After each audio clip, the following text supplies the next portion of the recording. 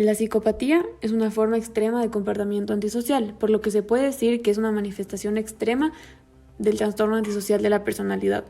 Las personas que padecen este trastorno se comportan agresivos, hostiles, insensibles, son manipuladores, engañan y son impulsivos.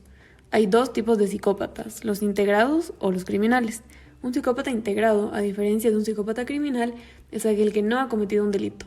Ambos tienen la misma estructura básica de personalidad y emociones. Un psicópata integrado se lo puede encontrar en cualquier profesión o en cualquier nivel social y se adapta perfectamente a su ambiente de vida. Su desenvolvimiento normal en la sociedad hace que pasen desapercibidos y muchas veces quienes los rodean no conocen sobre su enfermedad, por lo que son una amenaza.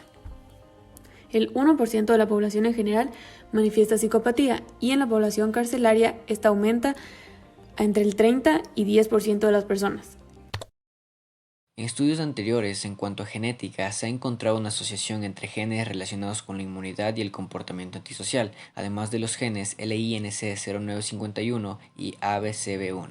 Por otra parte, investigadores también han concluido que los genes ZNF132 en neuronas y RPL0P9 en neuronas y astrocitos están asociados en gran magnitud a síntomas psicopáticos, además de que estos se presentan con una fuerte frecuencia en delincuentes violentos. Esto, sumado a la presencia de los genes CHD5 y OPRD1 en las neuronas, ayudan a comprender del 30 al 92% de cuán grave pueden ser los síntomas psicopáticos en las personas.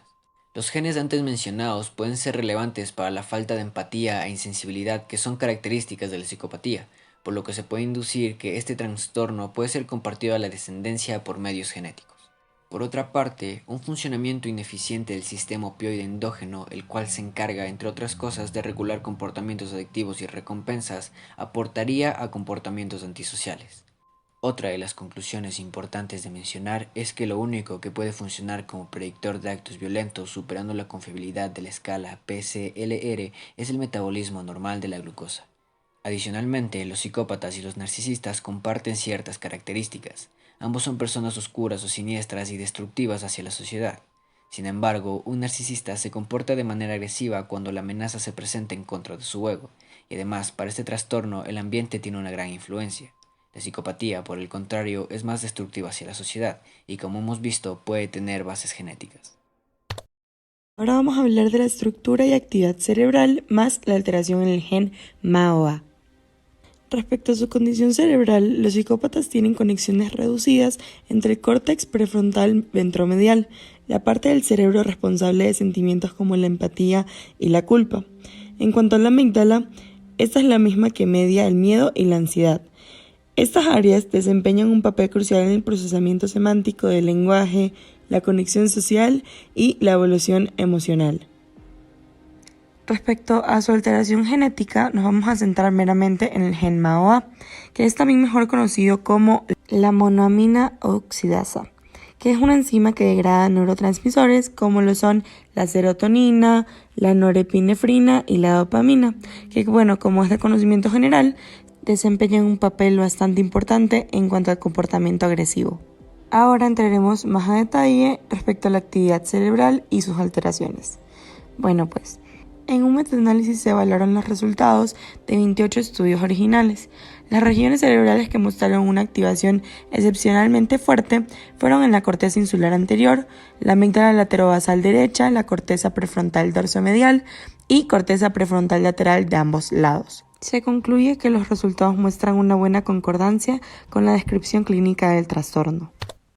Conociendo las características de un psicópata, si nos ponemos a reflexionar, es muy probable que algunos famosos que conocemos tengan este trastorno. Por ejemplo, Hitler, que fue una figura que con su carisma lo podía atraer grandes masas y llegó al poder deshaciéndose de sus oponentes, fue un psicópata.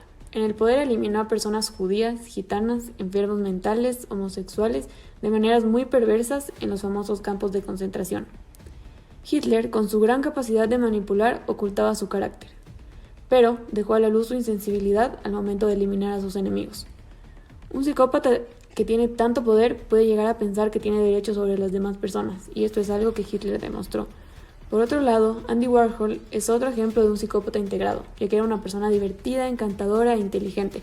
Sin embargo, él mismo en un texto admitió su verdadero carácter psicopático. Pablo Picasso también era un psicópata, y como estos tres ejemplos hay muchos más. Como ya lo mencionamos, detrás de la psicopatía hay rasgos genéticos, pero el hecho de que exista una base genética no siempre va a ser un determinante para que se exprese un rasgo. Muchas veces esto va a depender del ambiente. Entonces, la psicopatía puede salir a la luz cuando personas que están predispuestas genéticamente se han desarrollado en ambientes adversos. Hay evidencia que demuestra que para que se presente la psicopatía son igual de importantes tanto los factores genéticos como los ambientales. Los ambientes adversos de los que hablo son casos de abuso o negligencia en los cuales si una persona se desarrolló no va a tener la capacidad de responder de forma empática hacia ciertas circunstancias. Además, si una persona no tuvo un apego fuerte y positivo, no va a desarrollar conciencia y empatía, y esto va a aumentar el riesgo de desarrollar carácter psicopático. La crianza, al igual que el entorno familiar, tienen un rol muy importante, porque si la crianza fue dura e inconsistente, se van a expresar serios problemas de conducta. Existe una discusión respecto a cuándo aparecen los rasgos o síntomas psicopáticos en la persona.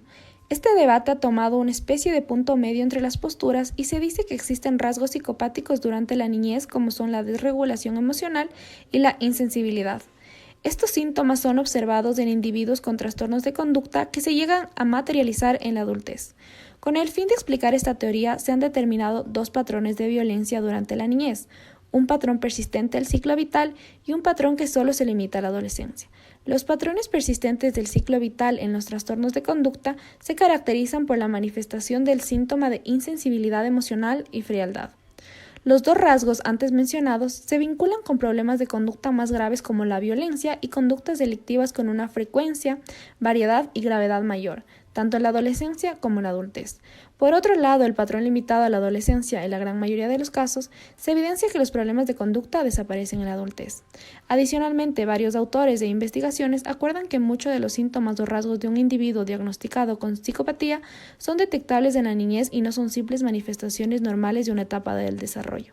La información permite concluir que sí se puede detectar características psicopáticas de edad temprana. Se ha constatado la presencia a edades tempranas de rasgos afectivos, interpersonales y conductuales propios de la psicopatía adulta, apoyando la idea de que la personalidad psicopática se desarrollaría en las primeras etapas del ciclo vital, siendo estos rasgos precursores de los patrones disfuncionales adultos. Referente a si se puede pronosticar si un niño o niña sufrirá psicopatía durante la etapa de su vida adulta, primero hay que tener en cuenta que la psicopatía es un tipo de trastorno mental que está estrechamente relacionado a presentar diferentes comportamientos en la edad adulta de la persona. Sin embargo, varios estudios mencionan que desde la etapa de la infancia existen niños y niñas que demuestran poseer algunos rasgos en la personalidad que son vinculados a la psicopatía. En un estudio se menciona que los niños que presentan comportamientos impulsivos, hiperactivos y problemas de conducta son los más propensos a mostrar un mayor riesgo de conductas antisociales severas y persistentes. Entonces se puede decir que existen diferentes tipos de comportamientos que dan indicios de que un infante potencialmente puede llegar a convertirse en un psicópata cuando llegue a la etapa adulta. Estos comportamientos son tales como la crueldad hacia los animales, los comportamientos pirómanos, la falta de empatía hacia otras personas e insensibilidad en determinados casos. Estos comportamientos pueden incrementarse o disminuir dependiendo de ciertas variables como la situación socioeconómica y el entorno familiar en el que se desarrolla el infante. En cuanto al diagnóstico del trastorno psicópata, el paciente tiene que someterse a un proceso para poder identificar el tipo de trastorno que posee, en el cual los doctores como primer paso usan un manual para poder guiarse e identificar si la persona posee o no un trastorno que afecte su salud mental. Esta guía es llamada como el Manual Diagnóstico y Estadístico de los Trastornos Mentales y está controlado por la Asociación de Psiquiatría Americana. Después, se realiza una evaluación psicológica que explore los pensamientos, sentimientos, relaciones, patrones de conducta y antecedentes familiares de la persona. También se revisan los antecedentes médicos y personales. Un factor clave en el diagnóstico del trastorno es cómo la persona afectada se relaciona con el entorno social como la familia y los amigos. También cabe recalcar que la identificación temprana del trastorno puede ayudar a mejorar los resultados a largo plazo. Síntomas e indicadores de la psicopatía, según Robert Hare. Es bastante válido mencionar que los síntomas de la psicopatía son extremadamente similares a los del trastorno de personalidad disocial. Con el fin de diferenciar mejor la psicopatía del TPD, el psicólogo criminalista canadiense Robert Hare desarrolló un test para identificar a los psicópatas. El mismo fue denominado como Psychopathy Checklist. Contiene los siguientes 20 criterios.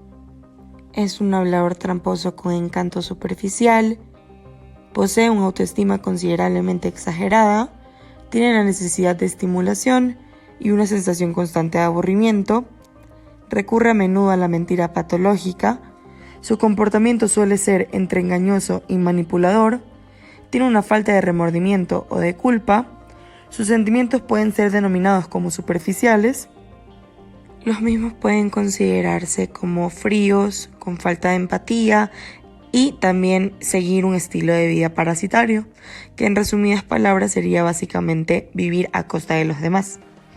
También existe un control conductual insuficiente, cambian frecuentemente de contactos sexuales, tienen problemas de comportamiento tempranos, existe una falta de objetivos realistas a largo plazo, también pueden llegar a ser impulsivos, irresponsables y tienen una falta de voluntad o de capacidad para asumir la responsabilidad de sus propios actos.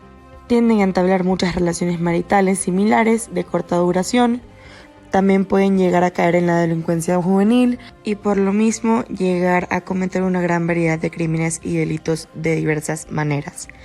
Algo que también consideramos como grupo importante mencionar es que cada característica es calificada por el terapeuta o psiquiatra con un 0 o un 1 y según la suma total determina si existe una psicopatía y cuán pronunciada puede llegar a ser.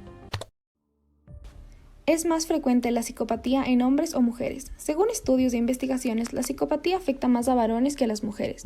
Respecto a las mujeres privadas de la libertad, se ha logrado determinar que la prevalencia de la psicopatía es alrededor de entre un 9 y 23%.